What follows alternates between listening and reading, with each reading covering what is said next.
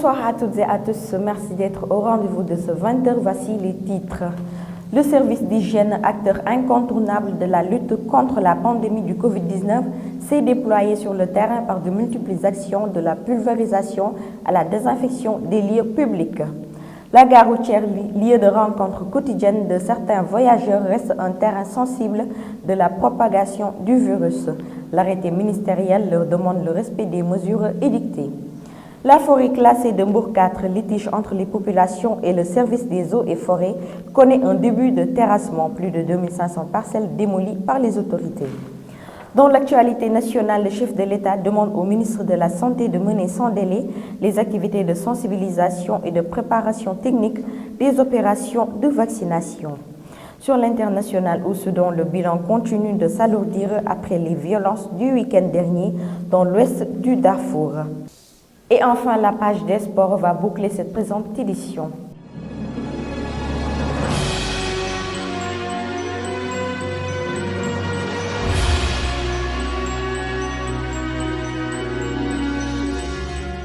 Bienvenue et merci de vous informer sur Prestige TV. La pandémie du Covid-19 continue de monter en flèche. C'est ainsi que 267 nouvelles infections ont été notées à ce jour avec 178 cas issus de la transmission communautaire et 6 décès enregistrés. Plus de détails avec le docteur Ousmane Gueye, coordonnateur du SNEPS.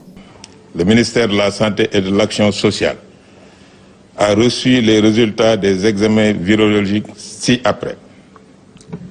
Sur 2500 tests réalisés, 267 sont revenus positifs, soit un taux de positivité de 10,68%.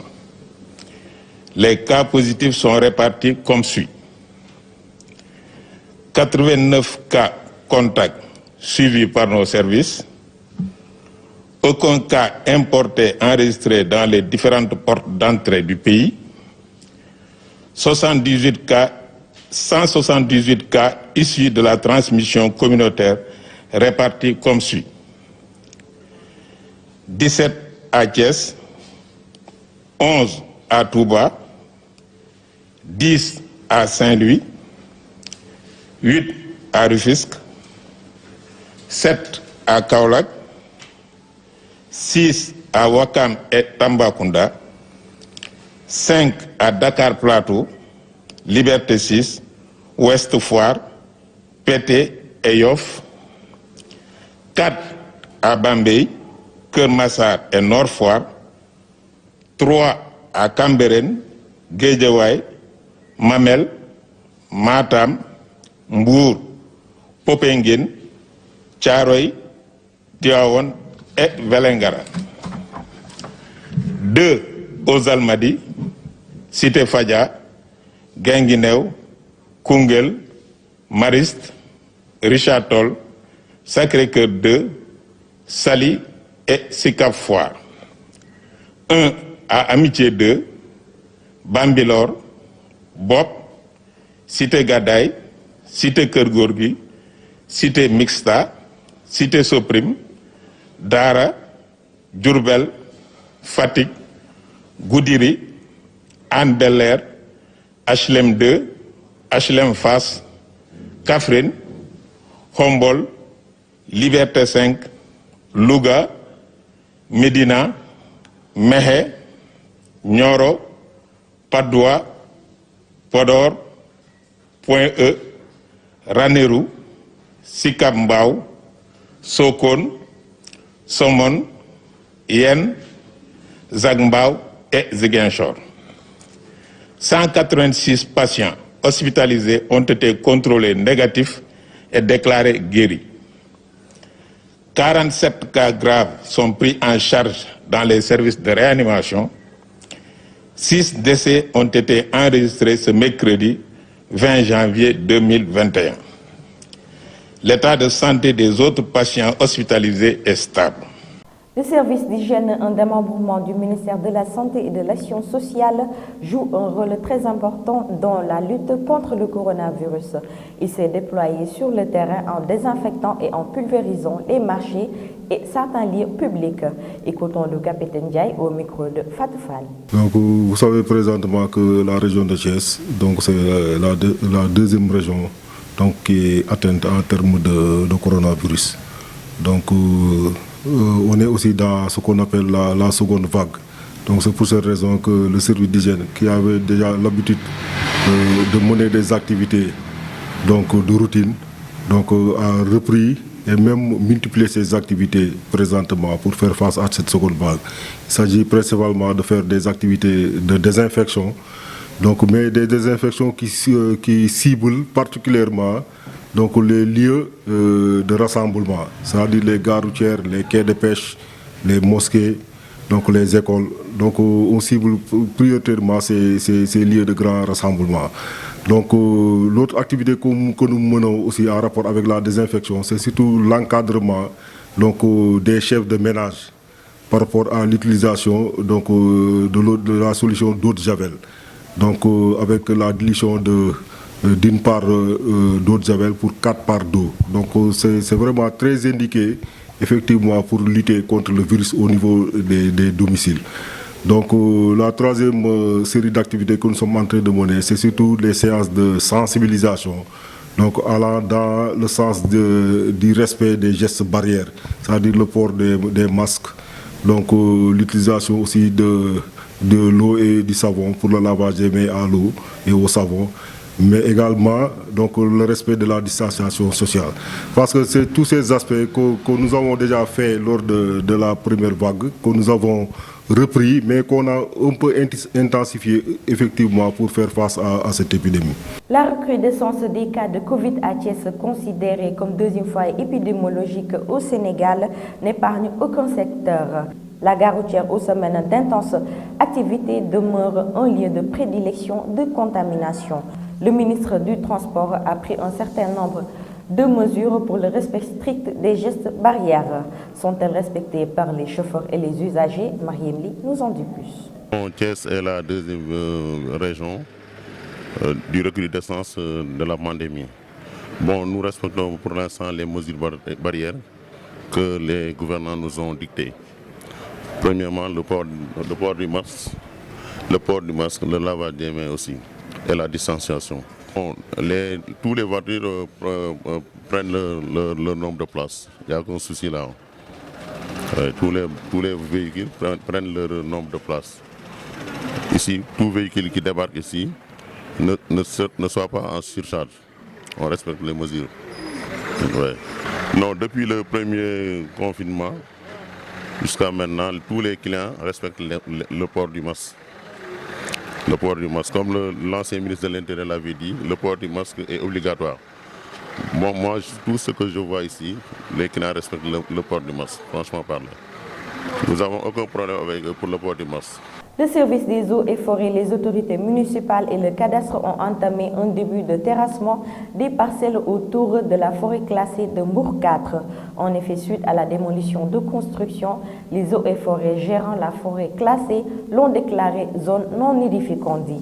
Le préfet Moussa Diagne revient ici sur les raisons de cette démolition au micro de Amadou Bambali.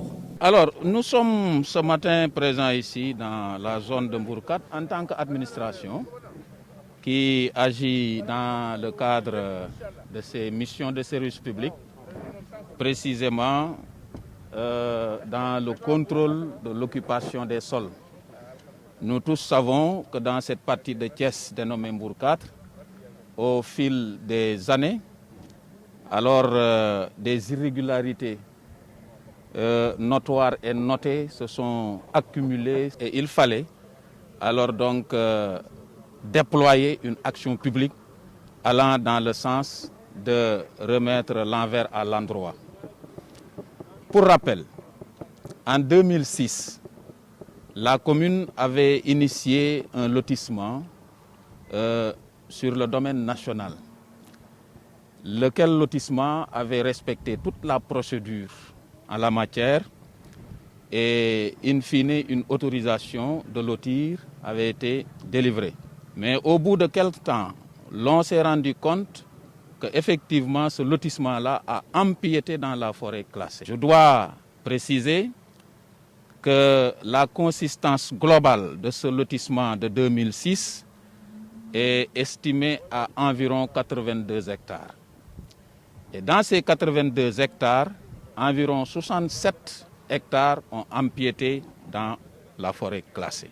Ce faisant, en décembre 2017, à l'occasion d'une cérémonie de lancement des travaux de KMS 3, son Excellence, le chef de l'État, approché par les membres d'un collectif institué à cet effet, avait donc promis le déclassement de la zone à l'effet de régulariser ceux qui étaient affectataires du lotissement rappelé Supra et qui, du fait qu'ils s'étaient installés dans la forêt classée, n'avaient pas possibilité d'accéder à une autorisation de construire. La direction de la surveillance et du contrôle de l'occupation du sol d'Escos annonce que toutes les parcelles construites sans autorisation seront démolies sans demi-mesure. Suivons-le. Je voudrais simplement rappeler que l'occupation du sol est régie par des textes qui sont en vigueur au niveau du Sénégal, notamment le Code de l'urbanisme. Après avoir rappelé ces textes, je voudrais simplement, avant de terminer, vous dire l'action qui régit le fonctionnement de la DESCOS en pareille matière. Donc, pour ce qui est de la réglementation, le Code de l'urbanisme dans sa partie législative, à partir des articles 80 jusqu'à 85, punit et sanctionne toute personne qui construit sans autorisation de construire. Et au-delà de cela, nul ne peut entreprendre une construction s'il n'en a pas un titre de propriété et s'il n'en a pas l'autorisation de construire. Et le service chargé du contrôle, en son article 85, est très bien clair que l'autorité en charge de l'administration peut démolir toute construction érigée en violation de ces articles. C'est le cas aujourd'hui, comme vous avez eu à le constater. Le préfet l'a assez bien dit, nous sommes dans une forêt classée. Mais simplement, on a constaté qu'à chaque fois que l'État du Sénégal a des projets ambitieux pour ces populations, il y a des gens très véreux qui font la course contre la montre pour s'accaparer ce qui appartient à tout le monde. Et cela est inadmissible. Ça fait plus de 2 ans que j'ai détaché ici une équipe dépendant de la brigade zonale d'Escos basée à Mbour. Ces gens sont constamment ici, tout le temps. Mais comme le code est assez muet en termes de contrôle de nuit, ce qu'il faudrait peut-être revoir avec les nouvelles dispositions qui sont en train d'être édifiées dans le code de l'urbanisme, on est un peu absent la nuit. Et c'est pendant ces moments que des gens viennent occuper et construire. Mais à tout cela, il faudrait constater que quand quelqu'un construit, on a la possibilité, quand l'aspect sensibilisation, quand l'aspect information et alerte ne répondent plus aux normes, quand toutes ces considérations ne sont pas respectées, dans l'action de la DESCOS, nous avons ce qu'on appelle une action curative. Il faut soigner la plaie.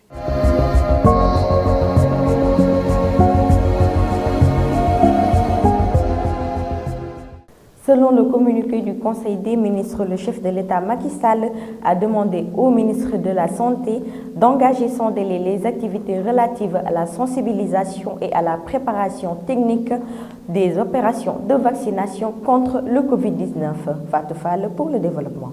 Commençons les actualités nationales avec le chef de l'État a demandé au ministre de la Santé de mener sans délai les activités de sensibilisation et de préparation technique des opérations de vaccination contre le Covid-19. Selon le communiqué du Conseil des ministres, Macky Sall a demandé au ministre de la Santé d'engager sans délai les activités de sensibilisation et de préparation technique des opérations de vaccination contre le Covid-19. Pour rappel, les forces de défense et de sécurité vont aider au déploiement rapide de la stratégie de vaccination, ajoute le communiqué citant le président de la République. C'est devenu une habitude pour le chef de l'État, Macky Sall, à donner le nom de personnalité publique du pays à des défis symboliques. parfois de leur vivant, parfois à titre posthume. Ce mercredi, il a décidé de donner le nom de Amada Soho, disparu en 2019 à l'établissement public de santé de niveau 2 de Kédougou. Aussi, l'hôpital régional de Sédhiou portera le nom d'Amadou Tidjanba,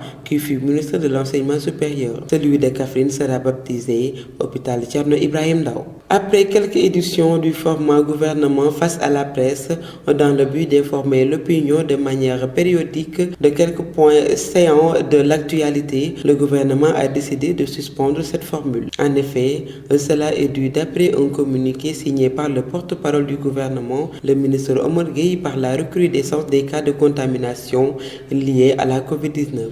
Ainsi, pour respecter les gestes barrières et lutter efficacement contre les nouvelles touches de coronavirus, le gouvernement a décidé d'arrêter ce format.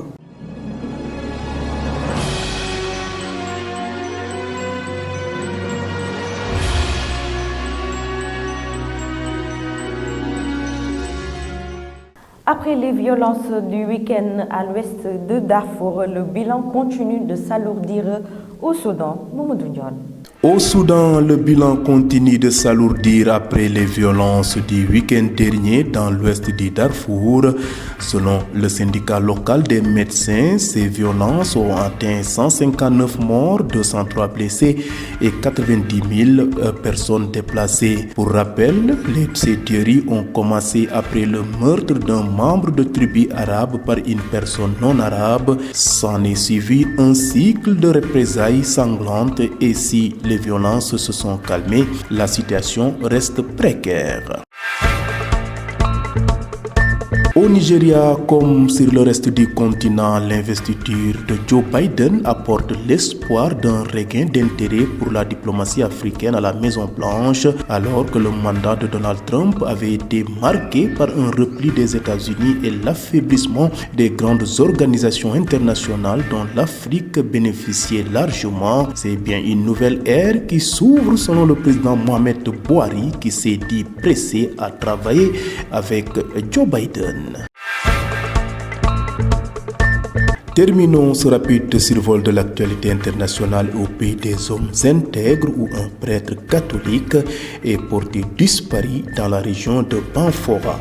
L'abbé Rodrigue Sano officie dans la paroisse Notre-Dame de Souba Yangyedougou. Selon l'évêque de Banfora, ce curé a disparu depuis mardi matin. Il avait quitté son domicile pour Banfora afin de participer à une réunion, mais il n'est jamais arrivé à destination, indique un communiqué à l'archevêché qui a aussitôt alerté les autorités. Depuis hier, la police et la gendarmerie ratissent ce secteur proche de la frontière avec la Côte d'Ivoire. Les frontières étant poreuses, les autorités sous-régionales ont également été alertées. Selon une source sécuritaire, la voiture du curé avait été retrouvée sur l'axe menant à Banfora. Le véhicule était vide, il n'est pas endommagé, précise cette source.